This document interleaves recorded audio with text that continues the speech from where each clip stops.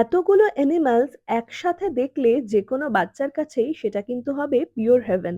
তাই জন্যই কিন্তু নন্দনকাননকে বলা হয় the garden of haven. Nandankanan হলো ওড়িশার রাজধানী ভুবনেশ্বর থেকে মাত্র 15 কিলোমিটার দূরে অবস্থিত। সকাল 8টা থেকে বিকেল 5টা অবধি খোলা থাকে অক্টোবর মাস থেকে মার্চ মাস অবধি।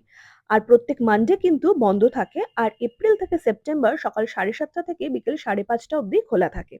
নন্দনকানন হলো প্রথম জুওলজিক্যাল পার্ক এবং স্যাংচুয়ারি যেখানে রয়েছে সাদা বাঘ, মানে হোয়াইট টাইগার। পুরী মন্দির থেকে নন্দনকানন কিন্তু 80 থেকে 85 কিলোমিটার, সময় লাগে প্রায় 2 ঘন্টা মতন। এখানে আমরা টাইগার, লায়ন, বিয়ার আর হার্বিভোর সাফারি করেছিলাম। সাফারি করতে এবং পুরো নন্দনকানন ঘুরে দেখতে মাথাপিছু আমাদের 400 টাকা করে পড়েছিল।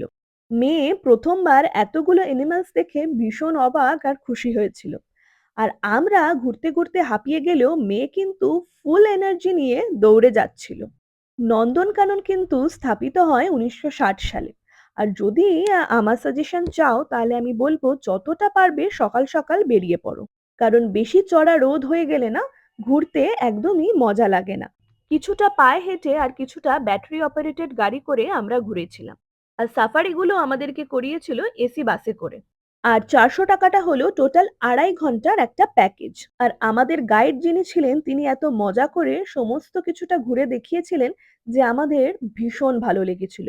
আর এত কাছ থেকে এতগুলো অ্যানিমালস দেখা সত্যি দারুণ একটা এক্সপিরিয়েন্স, যেখানে না গেলে আপনি কিন্তু কখনোই বুঝতে পারবেন না।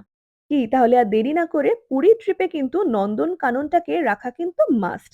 তাহলে চলো টাটা, দেখা হচ্ছে পুরীর অন্যান্য আরো ভিডিও নিয়ে। টাটা, ভালো থেকো সবাই।